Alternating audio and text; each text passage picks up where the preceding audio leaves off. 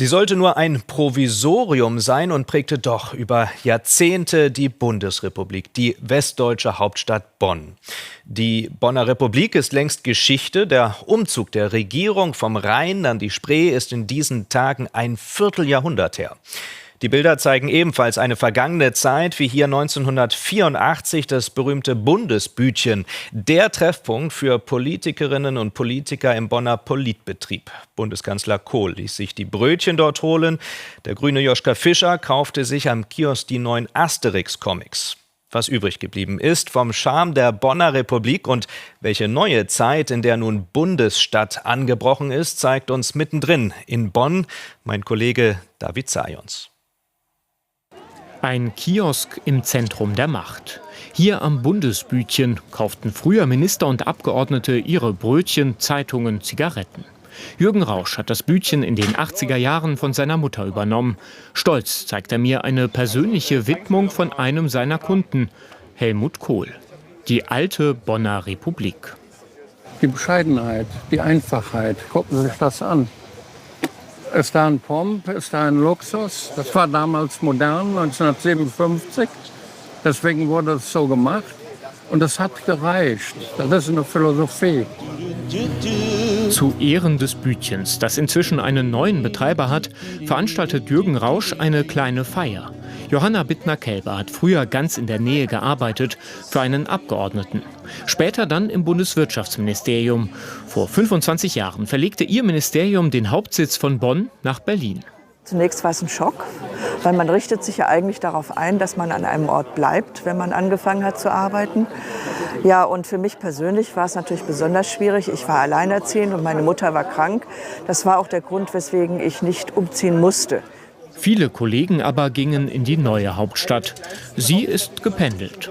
In einigen Zeiten war es dann, wenn es besonders hektisch war, so, dass ich bis zu 3-mal die Woche nach Berlin geflogen bin. Und da ist man immer morgens um 5 los und ist abends um 8:30, 9 erst wieder zu Hause gewesen. Dieser Pendelverkehr ist in Zeiten von Videokonferenzen weniger geworden. Es gibt ihn aber noch. 6 von insgesamt 15 Ministerien haben heute ihren Hauptsitz in Bonn, darunter das Bundesumweltministerium. Auch andere Ministerien haben hier Mitarbeiter. Außerdem sind viele Bundesbehörden in der Stadt. Und es ist etwas dazugekommen. Das will mir die Oberbürgermeisterin zeigen. Ein paar Meter vom Bundesbütchen entfernt, das World Conference Center. Hier hat beispielsweise die Weltklimakonferenz 2017 stattgefunden. Der frühere Plenarsaal des Bonner Bundestages ist in das moderne Konferenzzentrum integriert.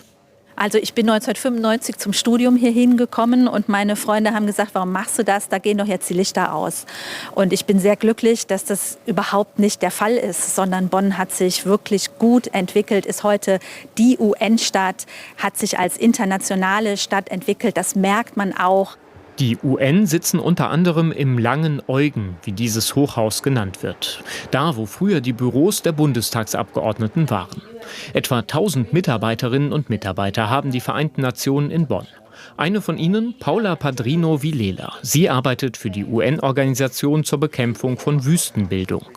Und sie nimmt mich mit auf eine kleine Tour durchs Gebäude, in Sitzungssäle, die an das alte Abgeordnetenhaus erinnern. Seit 1,5 Jahren arbeitet die Spanierin hier. Zuvor war sie in Metropolen, New York, London, Rom.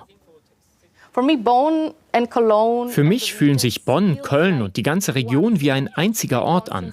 Bonn ist wie ein Stadtteil. Als ich in Rom gelebt habe, habe ich 1 Stunde gebraucht, um mit den öffentlichen Verkehrsmitteln von meinem Haus zur Arbeit zu kommen. Hier brauche ich von Köln nach Bonn 30 Minuten. Auf dem Dach des Langen Eugen hat man einen besonders guten Blick über die Stadt. Und auf dieses kleine Bütchen da unten. Kennt sie das überhaupt? Du meinst den Kiosk da drüben? Ja, dort und bei den Foodtrucks hole ich mir meistens mein Mittagessen. Mehr wisse sie nicht darüber. Als ich erzähle, dass dort auch schon viele Spitzenpolitiker ihre Mittagspausen verbracht haben, passt das perfekt in ihr Bild von Bonn. Bonn hat immer wieder diese kleinen historischen Geschichten, die plötzlich auftauchen. Wenn man genau hinsieht, findet man etwas Neues. Ich wusste nicht, dass der Ort, wo ich jeden Tag meinen Kaffee kriege, historisch ist. Das alte Bundesbütchen. Es hat auch im neuen Bonn seinen Platz gefunden. Ja.